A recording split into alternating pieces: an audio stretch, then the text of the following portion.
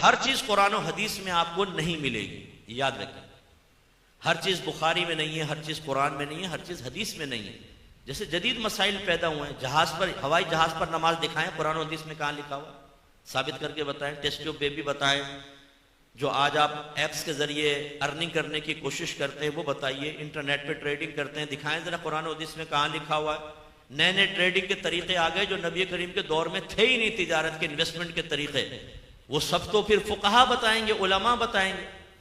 ये निकाब जो है ना कुरान में है ना हदीस में है, हम भी मानते हैं बिल्कुल नहीं है, लेकिन उलिल अम्र मिनकुम ने फरमाया तगय्युर ज़माना के एतबार से कि औरत को निकाब करना होगा, क्योंकि अब चेहरे पे निगाह डालते हैं, जब चेहरे पे निगाह पड़ती है तो दिल बहक जाता है, फिर आदमी गंदे ख्यालात ज़हन में लाता है और फिर आगे शैतानियत उरूज पर आती है। तो औरत को बुर्का भी पहनना चाहिए और निकाब भी करना चाहिए, वरना नबी करीम के दौर में ना बुर्का था, ना सहाबा के दौर में बुर्का था, और सिर्फ चादर इस्तेमाल करती थी। जैसे गाँवों में आपने देखा होगा, चादर ली, मुंह में पकड़ा, एक गोद में बच्चा है और ये बाकी संभाला और चल पड़ी, ये होता था।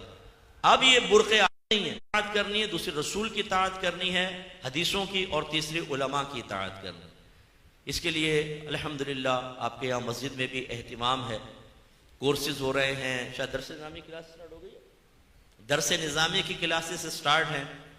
अपने दीन के करीब आइए, वरना होगा क्या अगर आप ये दीन नहीं सीखते, बोझ समझते हैं, बस आप कहते हैं यार जितना कर लिया उतना काफ़ी है। दुनिया के दरिया में तो नाक बंद करके ऐसे डुबके लगाते हैं कि डाइव लगा के तह तक जाके मोती निकाल के ले आएंगे हम, लेकिन दीन के मामले में जरा सा भी अंदर जाने में कहते नो ना हमें डर लग रहा है यार, डूब जाएंगे। इसलिए एक दूसरे को समझा रहे होते हैं यार देखो दीन ज्यादा ना सीखो, अमल भी करना पड़ेगा, यार ज्यादा ना सीखो, दीन की गहराइयां बहुत हैं। जैसे ये तो हजर अस्वद तक जा सकते हैं, सुन्नत पूरी करें वहां जाके, और यहां तो सुन्नत क्या फर्ज या वाजिब है। दीन आराम से आप सीख सकते हैं, अमल कर सकते हैं, लेकिन अगर आपने सुस्ती की तो मारे गए।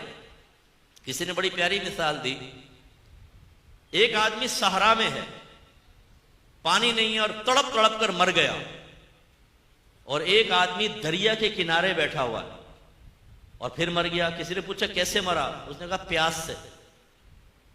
उसका मरना तो समझ में आता है जो सहारा में मरा है, इसका समझ में नहीं आता ये कैसे मर गया, सामने दरिया मौजूद था। हम ये हैं, इल्म का दरिया मौजूद है, उलमा मौजूद हैं, कोर्सेज मौजूद हैं, दरस निज़ामी मौजूद है, गुनाहों की मारिफत का सामान मौजूद है, लेकिन हम प्यासे मरना चाहते हैं। मर जाएंगे, हमारा ये उज़र नहीं सुना जाएगा। जो सहरा में मरा प्यास से, उसे गोया कि अल्लाह ने बरह रास्त मौत अता फरमाई, आखिरत में उसकी कोई